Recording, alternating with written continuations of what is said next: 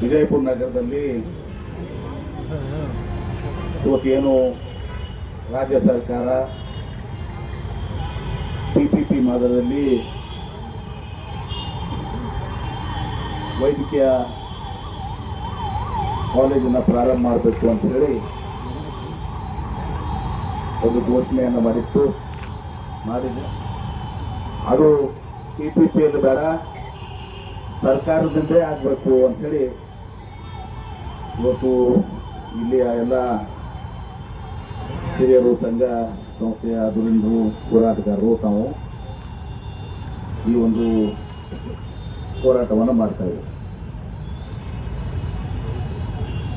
ಇವತ್ತು ಮಾತಾಡುವಾಗ ಕುಲಕರ್ಣಿ ಅವರು ಹೇಳಿದರು, ಒಂದು ಮಾತು ಭಾಳ ಸ್ಪಷ್ಟವಾಗಿ ಹೇಳ್ತೇನೆ ನಾನು.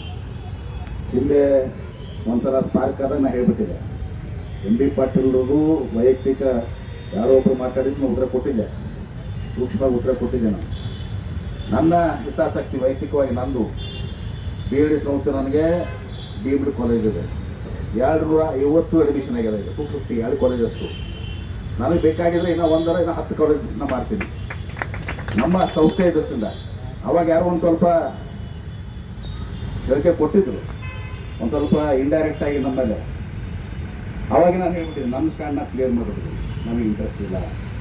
ಆಮೇಲೆ ಇವರು ಯಾರೋ ಹಮೀದ್ ಮುಸ್ರಿಫ್ ಅವರೇನೋ ಒಂದು ಯಾರೋ ಒಂದು ಅಲಮೀನ್ ಮಾರಾಟ ಅದ, ಅದಂತ ನಾವು ಪುಕ್ಕಟ್ ಕೊಟ್ಟು ತಗೋಬೇಕಿದೆ. ನಮ್ಮ ಶಕ್ತಿ ಕೊಟ್ಟಿದೆ ಅಂತ ದೇವರನ್ನ ಮಾಡ್ತೀವಿ. ಆಮೇಲೆ ಈಗ ಸರ್ಕಾರ ಈ PPP ಮಾದರಿಯಲ್ಲಿ ಮಾಡಲಿಕ್ಕೆ ಏನು ನಿರ್ಧಾರ ಘೋಷಣೆ ಮಾಡಿದ್ರೆ ನನಗೊತ್ತು ಇದು ಸಂಬಂಧ ಕೂಡ ಇಲ್ಲ.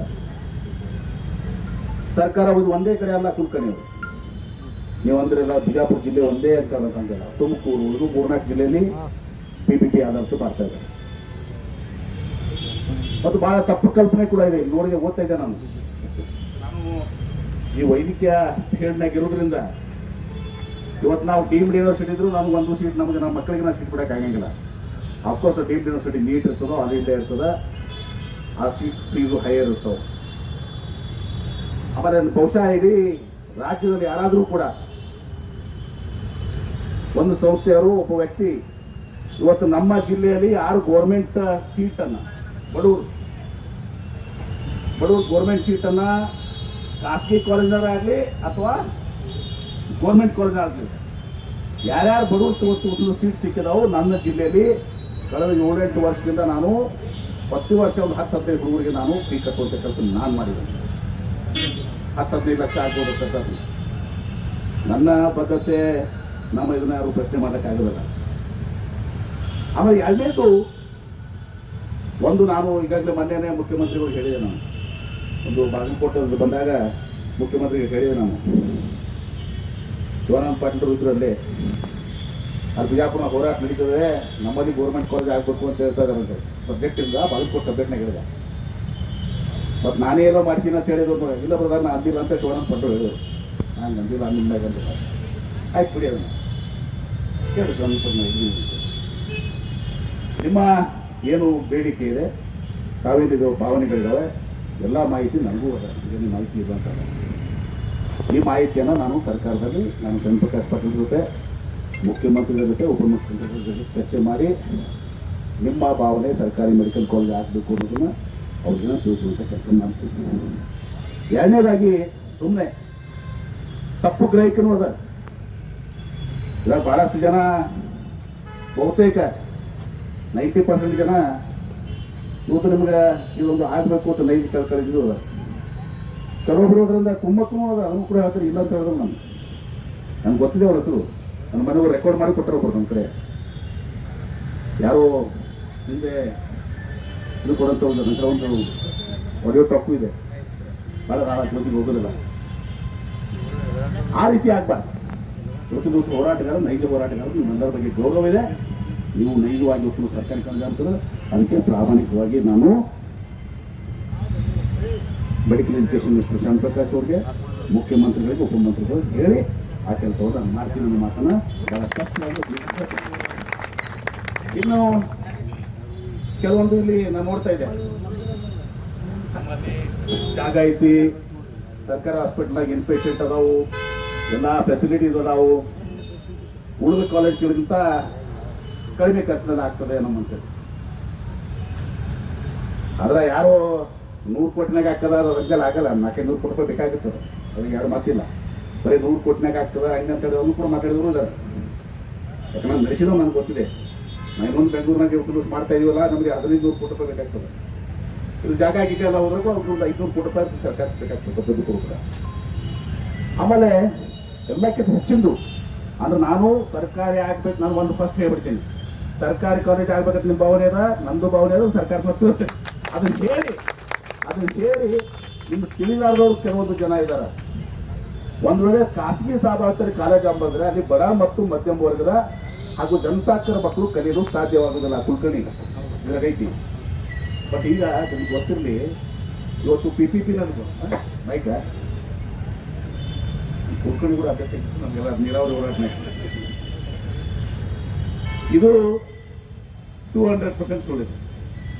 ಇವನ್ PPPದವ್ರು ಮಾಡಿದ್ರು ಕೂಡ ಮಾಧ್ಯಮದವ್ರು ನೀವು ನೋಡಿದ್ರಿ.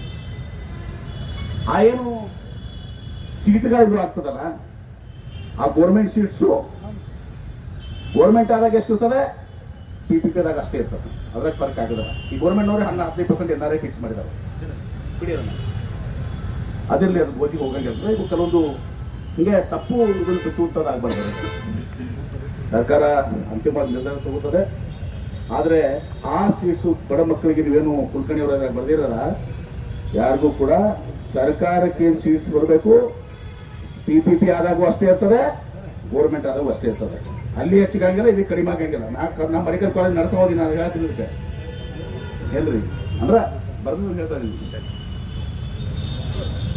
ಎಷ್ಟು ಮಾತುಗಳನ್ನ ಹೇಳಿ ಇವತ್ತು ನಿಮ್ಮ ಇನ್ನು ಒಂದು ಅನೇಕ ಮಾಹಿತಿಗಳು ಸ್ವಲ್ಪ ಜಾಗ ಐತಿ, ನಮ್ಮ ಹಾಸ್ಪಿಟಲ್ ಐತಿ, ಇನ್ಪೇಷೆಂಟ್ ನಾವು ಎಲ್ಲವೂ ಕೂಡ ಇದೆ. ಉಳಿದು ಕಾಲೇಜ್ ಮಾಡೋದಕ್ಕಿಂತ ಅರ್ಧ ಕಾಸ್ಟ್ನಾಗ ಇಲ್ಲಿ ಕಾಲೇಜ್ ಆಗ್ತದೆ. ಸ್ಟಾಪ್ ಇರುತ್ತೆ ಬರ್ತೀನಿ. ಅದು 100 ಕೋಟಿಗೆ ಆಗ್ತದೆ, ಹೌದಲ್ಲ, ಅರ್ಧ ಖರ್ಚಾಗಿ ಆಗ್ತದೆ. ಎಲ್ಲರೂ ಮೆರಿಟ್ಸ್ ಅದಾವು, ಇದರಲ್ಲಿ ಅನೇಕ ಮೆರಿಟ್ಸ್ ಅದಾವು.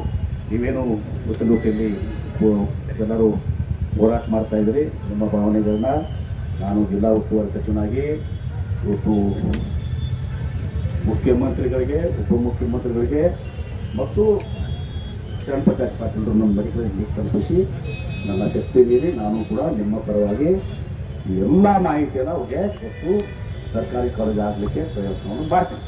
ನಮ್ಮ ಹಿರಿಯರಾದಂಥ SM ಪಾಟೀಲ್ ಗಣ್ಯರವರು ನನಗೆ ನಾನಿನ್ನು ಉದ್ದೇಶಿಸಿ ನಾನು ಹೇಳಿ ಹೋಗಿದ್ದೀನಿ. ಆದರೆ ಅವ್ರಂತಾರ ಎಲ್ಲ ನೀವು ಹೇಳಿದ್ದೀರಿ, ಜಿಲ್ಲಾ ಉಸ್ತುವಾರಿ ಸಚಿವರು ಈ ಹೋರಾಟಗಾರರಿಗೆ ನಿಮ್ಮ ಭಾವನೆಗಳನ್ನ ನಾನು ಚಾಚು ತಪ್ಪದೆ ಪ್ರತಿಯೊಂದು ಶಬ್ದ ಏನು ಹೇಳಿದಿರಿ ಬರೆದಿದ್ರಿ, ಇದೆಲ್ಲವನ್ನ ಮುಖ್ಯಮಂತ್ರಿಗಳಿಗೆ, ಉಪಮುಖ್ಯಮಂತ್ರಿಗಳಿಗೆ ಮತ್ತು ಶರಣ್ ಪ್ರಕಾಶ್ ಪಾಟೀಲ್ ತೋರಿಸ್ತೀನಿ. ಹೀಗಾಗಿ ನಿಮ್ಮ ಪರವಾಗಿ ನಾವು ಇದ್ದೀವಿ. ದಯವಿಟ್ಟು ಹೋರಾಟವನ್ನು ಕೈ ಬಿಡ್ರಿ ಅಂತೇಳಿ ವಿನಂತಿ ಮಾಡ್ತೀವಿ. SM ಪಾಟೀಲ್ ಗಣ್ಯರವರು ಅದಕ್ಕೆ ಅಭಿನಂದನೆ ಮಾಡ್ಕೊಳ್ಳಿ ಅಂತ ಹೇಳಿದ್ದಾರೆ. ಅದಕ್ಕೆ ನಾನು ವಿನಂತಿಯನ್ನು ನನ್ನ ಪಾಲಿಗೆ ನಾನು ಹಾಗೆ ಹೋಗಿದ್ದೆ. ಅವ್ರು ಗೊತ್ತ ನಮ್ಮ ಕುಲಕರ್ಣಿಯವರಿಗೆಲ್ಲ ಹೆಂಗೆ ಬರುತ್ತೆ. ಅದಕ್ಕೆ ಇವತ್ತು ನಿಮ್ಮ ಭಾವನೆಗಳನ್ನ ನಾನು ಸರ್ಕಾರಕ್ಕೆ ತಿಳಿಸುವಂಥ ಪ್ರಾಮಾಣಿಕವಾಗಿ ನಾನು ತಿಳಿಸುವಂಥ ಮಾಡ್ತೀನಿ. ಅದು ನನಗೂ ಕೂಡ ನೋವಾಗಿದೆ. ನನ್ನ ಹೆಸರನ್ನ ಬಳಸುವ ನೀನೆಲ್ಲ ಬಿಡು, ಯಾರು ಕೇಳಬಿಟ್ಟು ನಾನು ಓಪನ್ ಆಗಿ ಬಿಡು ಹೇಳಬಿಟ್ಟಿದ್ದೀನಿ. ನಾನು ಕರ್ನಾಟಕ ಹೋಗಿ ನಾನು ಮತ್ತೆ ಯಾಕೆ ನೀ ನನ್ನ ಗೊತ್ತ ಸ್ವಭಾವದಿಂದ ಒಂದು ಇರ್ತದ ನಾವು ಬೇಕು. ನಾನು ಹೇಳಿಲ್ಲ ನನಗೆ ಯಾಕೆ ಯಾರು ಅದಕ್ಕೆ ಅಂತೇಳಿ ಅದಕ್ಕೆ ವಿನಂತಿ ಅಂತ SM ಪಾಟೀಲ್ ಗಣ್ಯವರು ಹೇಳಿದಾಗೆ ಅವರ ಸಲಹೆ ಕೊಟ್ಟಿದ್ರು. ಮತ್ತು ಅವ್ರ ಸಲಹೆ ನಾನು ಒಪ್ಪಿಕೊಂಡು ದಯವಿಟ್ಟು ಹೋರಾಟವನ್ನು ಕೈ ಬಿಡ್ರಿ ಅಂತೇಳಿ ತಮ್ಮಲ್ಲಿ ಕಳಕಳಿಯಿಂದ ವಿನಂತಿಯನ್ನು ಮಾಡ್ಕೊತೇವೆ ಸರ್ಕಾರದ ಪರವಾಗಿ. ನಾವು ಹೋರಾಟ ಸಮಿತಿಯಿಂದ ಮಾನ್ಯ ಮುಖ್ಯಮಂತ್ರಿಯವರ ಹತ್ರ ಒಂದು ಮನವಿ ಮಾಡ್ಕೊತಾ ಇದ್ದೀವಿ. ನಮಗೆ ಓರಲ್ ಆಶ್ವಾಸನೆ ಬೇಕಾಗಿಲ್ಲ, ಕ್ಯಾಬಿನೆಟ್ ತೀರ್ಮಾನ ಆಗಬೇಕು. ಬಿಜಾಪುರನ ಕೈ ಬಿಟ್ಟಿದ್ದೀವಿ ನಾವು. PPP ಕಾಲೇಜು ಸರ್ಕಾರಿ ಮೆಡಿಕಲ್ ಕಾಲೇಜ್ ಪ್ರಾರಂಭ ಮಾಡ್ತೀವಿ ಅಂತೇಳಿ ಸರ್ಕಾರದಿಂದ ಆದೇಶ ಬರಬೇಕು. ಅಲ್ಲಿವರೆಗೆ ನಮ್ಮ ಧರಣಿ ನಿಲ್ಲಿಸುವುದಿಲ್ಲ. ನಾವು ಧರಣಿಯನ್ನು ಶಾಂತ ರೀತಿಯಾಗಿ ಮುಂದುವರಿಸ್ತೇವೆ.